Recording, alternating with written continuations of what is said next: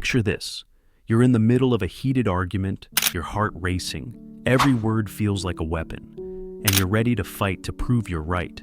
But then, the other person does the same thing. Neither of you is listening, only waiting to strike. Suddenly Nietzsche's voice echoes in your mind, you've already lost. Wait, what? You're defending yourself, standing your ground? How could that mean defeat? Well, Nietzsche believes the moment you engage in that battle, you've already surrendered your power. True strength isn't about winning the argument. It's about something much deeper. So, what's this secret power? And why does silence often speak louder than words? Let's dive into Nietzsche's philosophy and discover the hidden trick to real power. Most people believe that power comes from winning arguments, proving others wrong, and dominating conversations. But Friedrich Nietzsche had a completely different view. He believed power was not in words, it was in control. Why do people argue? If you've ever found yourself in a heated argument, you know how quickly things escalate. But have you ever stopped to ask, why do people argue in the first place? Nietzsche would say that most arguments are not about truth, but about deeper psychological needs. Ego protection. People argue because their identity is at stake. Accepting they are wrong feels like losing a part of themselves, and the mind resists this at all costs. Power struggles. Many debates are not about facts or logic. They are battles for dominance. Who speaks last? Who controls the tone? Who makes the other back down? Herd mentality. Some people argue not because they believe in their point, but because they want to be seen as smart, confident, or strong by their peers. Nietzsche saw these behaviors as signs of weakness. He believed that those who react emotionally to arguments are being controlled. The moment you let someone provoke you, you have already lost. Nietzsche's will to power and the Übermensch. Nietzsche's famous idea of the will to power is often misunderstood. It's not about brute force, it's about the ability to impose your will on reality. This does not always require words. Sometimes the strongest power is the ability not to react. And this is where the Übermensch comes in, the ideal superior individual in Nietzsche's philosophy. The Übermensch is not emotionally reactive like the average person. He does not argue just to win or prove a point. Instead, he chooses when to engage and when to remain silent. Because power is not about talking, it's about controlling the entire interaction. Example, imagine a meeting where two people are arguing. One is loud and aggressive, trying to prove they are right. The other is calm and collected. They listen more than they speak. They don't get dragged into emotional back and forths. But when they finally say something, it's powerful, well-timed, and shifts the entire conversation. Who really holds the power here? Nietzsche would argue that the person who stays in control, who doesn't react emotionally, always wins in the long run. Why strategic silence is more powerful than winning arguments. Silence, when used correctly, is not weakness. It's a psychological weapon. It forces the other person to reveal more about themselves. It makes them feel uncertain, making them second-guess their own words. It creates tension, and tension makes people uncomfortable, which gives you control. The Übermensch doesn't just stay silent in arguments, he uses silence as a tool, a pause, a moment of restraint, a well-timed response that flips the conversation in his favor. This is why Nietzsche's version of power is not about fighting. It's about mastering the battlefield before the fight even begins. Silence is not just the absence of words. It's a tool, a weapon wielded by history's greatest minds to dominate battles of intellect, business, and war. Nietzsche's idea of power was not about loud arguments or winning debates. It was about influence, control, and strategic restraint. Let's explore three legendary figures who embodied this principle: Socrates, Steve Jobs, and Miyamoto Musashi. Socrates' method: winning without fighting. Socrates never engaged in traditional arguments. He did not yell, attack, or try to force his point. Instead, he used a technique so powerful that it still shapes intellectual discussions today: the Socratic method. A way of questioning that made people expose their own contradictions. Imagine this. A proud Athenian politician claims to be the wisest man in the city. Instead of outright challenging him, Socrates simply asks, "What is wisdom?" The man, eager to prove his intellect, begins defining it. But with every question Socrates asks, the definition falls apart. The politician, once so confident, now stumbles over his own words, realizing he has no true grasp of the very concept he boasts about. Socrates did not need to tell people they were wrong. He made them realize it themselves. He understood a fundamental truth. People don't accept what you tell them.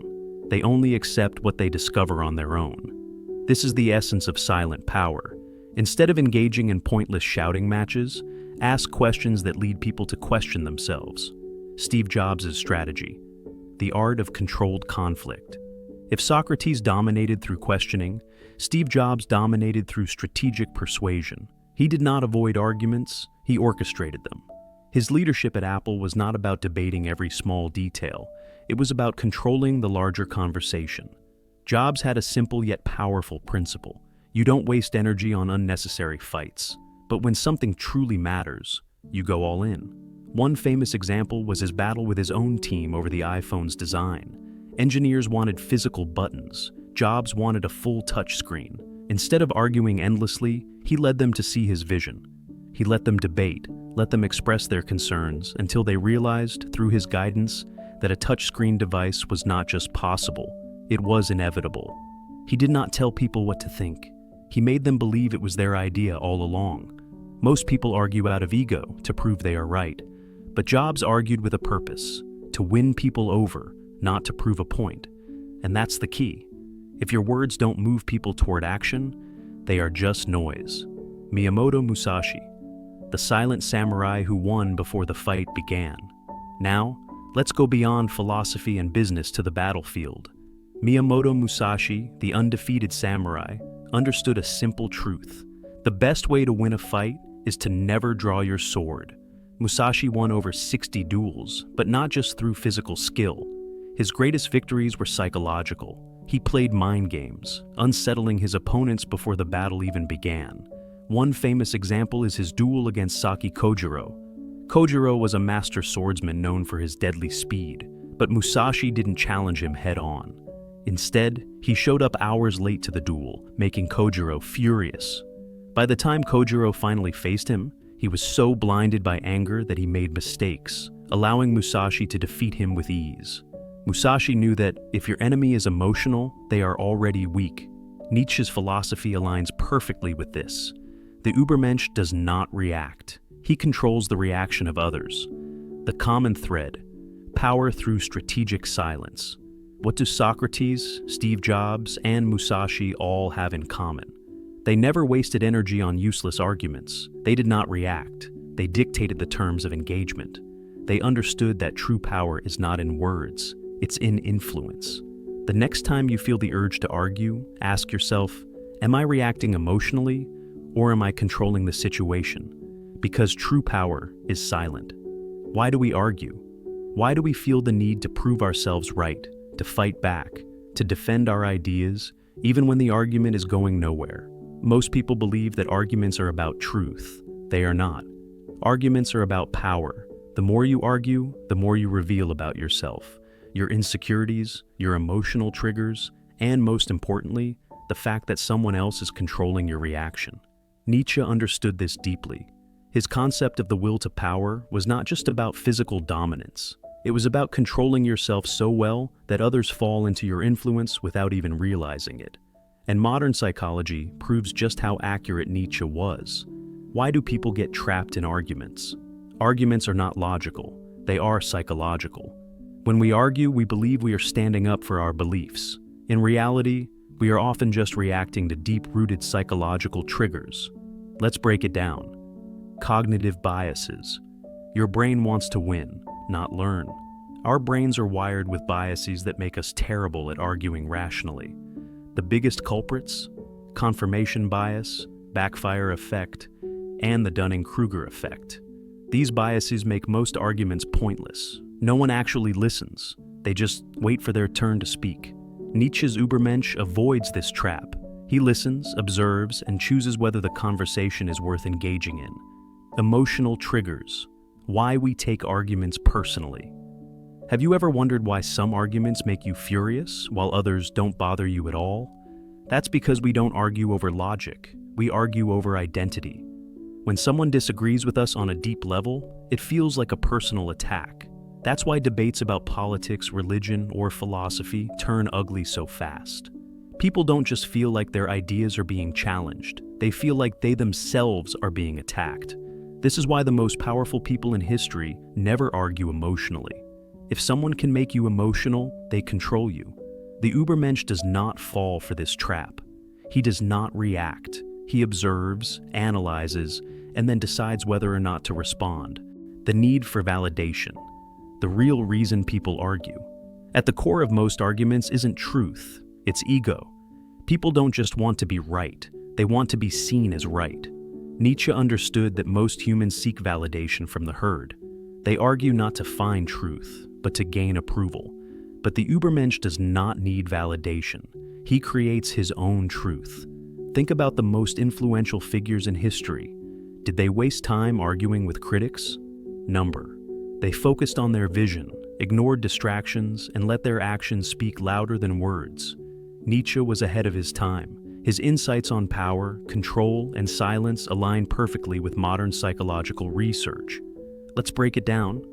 Power dynamics in social interactions. Social psychologists have found that the most powerful people in any group are not the ones who talk the most, but the ones who control the flow of conversation. They don't interrupt. They don't over-explain. They choose their words carefully, making people hang on to every sentence. This is why powerful leaders rarely raise their voices. They don't need to. When they speak, people listen because they have already created an aura of authority through their silence. The role of self-restraint and persuasion. Research in behavioral psychology shows that people who stay calm and composed in arguments are far more persuasive than those who get emotional. Why? Because humans are wired to see calmness as confidence. Nietzsche believed that true power comes from self-mastery. The Übermensch is not a slave to his emotions. He does not react. He decides, and that makes him untouchable. The real reason Nietzsche saw silence as power was not because he wanted people to avoid conflict. It was because he knew that the one who controls his own reaction controls the entire conversation. Let's put this into perspective. If someone insults you and you react, you have lost. If someone challenges you and you feel the urge to defend yourself, you have lost. If you get pulled into an argument just to prove you are right, you have lost. But if you observe, stay calm, and respond only when it serves your purpose, you have already won. Nietzsche's philosophy is not about staying silent forever. It's about choosing your battles. Ask yourself, am I speaking because I want to, or because I feel forced to? Am I reacting emotionally, or am I in control of my response? Is this argument worth my energy, or am I just feeding my ego? Because true power, as Nietzsche saw it, is not in words. It's in the silence before the words, the pause that makes others lean in, the decision to speak only when it matters. And that is the silent trick that gives you power. Silence is powerful, but does that mean you should always stay silent?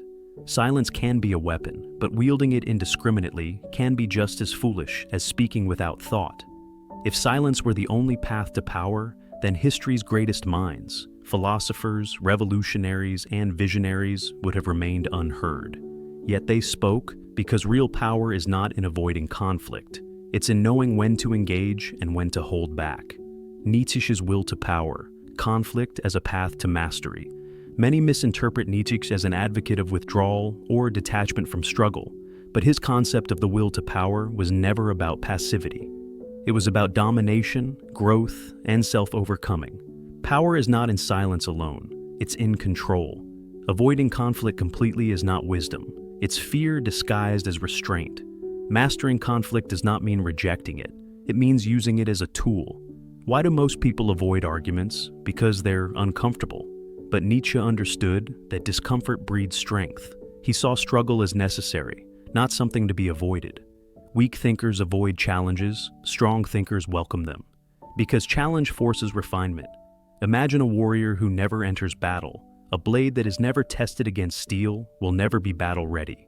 In the same way, a mind that is never challenged remains dull, weak, and fragile. Without intellectual conflict, your ideas remain untested. Without struggle, your convictions remain hollow.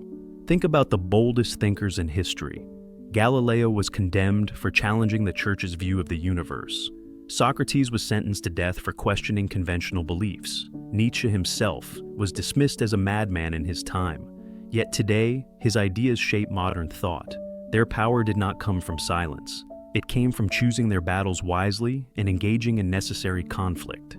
There's a critical difference between arguing to prove you are right and arguing to shape reality. Nietzsche understood this. The greatest leaders, philosophers, and visionaries don't avoid arguments. They use them strategically. Consider Socrates. He did not attack others' beliefs directly. He questioned them until they collapsed on their own. Nietzsche's writings were designed to challenge, provoke, and shake people out of their mental complacency. Steve Jobs didn't avoid conflict. He used it to push people beyond their limits and drive innovation. Powerful people don't argue for validation. They argue for transformation. They don't fight to win debates. They fight to shape the world in their vision. The Übermensch does not argue to satisfy his ego. He argues with purpose. Here's when you should engage. When the argument sharpens your thinking, when it reveals deeper truths, when it pushes you or others to grow, when it shifts power in your favor. But here's when you should not. When you are just defending your ego, when the other person is not open to change, when it's a pointless emotional battle, when your silence itself is a power move. Arguing without strategy is weakness. Arguing with precision is power. Nietzsche was not afraid of arguments. He embraced conflict, but on his own terms. If an argument makes you weaker, avoid it. If an argument makes you stronger, engage with it. If an argument is just a distraction, ignore it completely. If conflict makes you stronger, it's not something to be avoided. It's something to be mastered. True power lies not in silence alone, but in knowing when to speak and when to stay silent. If you had the choice between never arguing again or mastering the art of influence through conflict, which would make you more powerful? Imagine this. You wake up one day and a voice tells you only have 100 words left to speak in your entire life. Every sentence, every word now carries weight. Would you waste them in a heated argument? Would you spend them trying to prove yourself to someone who isn't even listening? Or would you choose them carefully, like a warrior sharpening his final blade before battle? This is where real power lies. Nietzsche understood something that most people ignore. Words are currency. The more you spend them carelessly, the less valuable they become. Now, picture yourself in an argument. Your heart races, your mind floods with comebacks, defenses, and points you're dying to prove. But stop, breathe, ask yourself, who truly holds the power here? The one frantically trying to prove himself, or the one who knows when to stay silent? Because silence is not weakness, it's strategy, it's control. It's the art of making others question themselves without you ever needing to convince them. So here's the challenge. The next time you're about to argue, pause. Instead of reacting immediately, observe. Watch how the other person reveals their weaknesses. See how they show you their fears, their insecurities, just by the way they speak. And then, when the time is right, choose your words like a master or don't speak at all. Because true power is silent. Want more insights on philosophy, psychology, and power? Hit subscribe and turn on the bell icon so you never miss a deep dive into the ideas that shape the way we think and live. Stay sharp. Stay powerful.